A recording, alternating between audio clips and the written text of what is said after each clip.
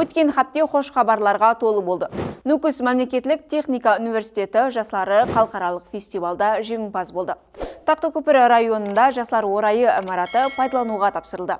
Бозатау районында болса заманауи насос станциясы іске түсірілді. Ассалаумалейкум, мемлекетіміздегі хош хабарларды жартып барушы бұл хош хабар каналы һәм бізде хәпте дайджесті.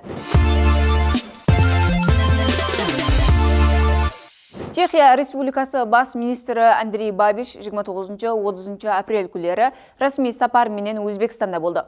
Президент Шавкат Мирзиёев һәм Чехия Республикасы бас министрі кеңейтілген бірге ислесуді алға қою хақындағы біргеліктегі декларацияға қол қойды. Ең ахметлі жаңалы хош хабар бұл Чехия енділікте Өзбекстанға электропойызларды жеткізіп береді.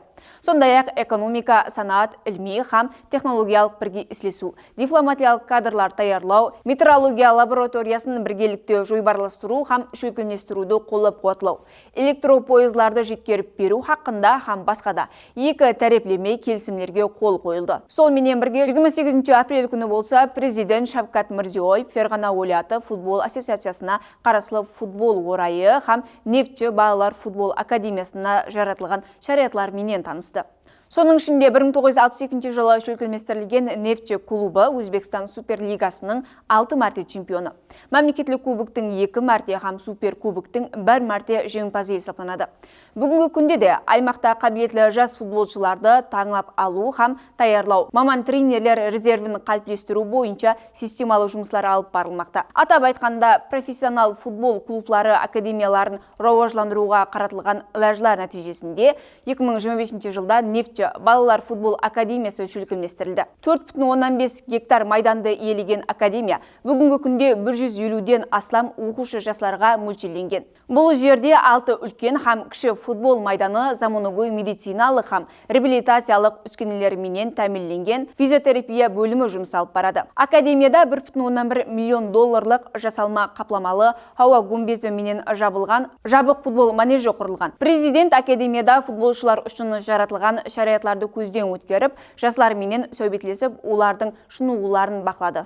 Тақтыкөпір районында жастар орайы имараты пайдалануға тапсырылды. Президенттің Қарақалпақстан Республикасына сапары дауамында белгілеп берілген вазифалардың орындалуын тәмінлеу мақсатында Тақтыкөпір районы орайынан заманауи көріністегі жастар орайы имараты құрылып бітіріліп пайдалануға тапсырылды. Улума 5 миллиард 321 миллион сум қаржы текарында құрылған имаратта жастардың бос уақытларын мазмұнлы өткеру үшін бук кафе, заковод клубы, шахмат шашка шеттілері һәм математика пәнлерінен оқыту орайлары шүлкілместірілді. Жастар үшін барлық қолайлы шарайатлар жаратылды. Нүкіс мемлекеттік техника университеті жастары халықаралық фестивалда жеңімпаз болды. Ташкент қаласында 30-ға шамалас түрлі жарыс һәм таңылуларды һәм 14 мыңнан астам жастарды өзінде қамтып, келешек инженерлері халықаралық фестивалы өткерілді.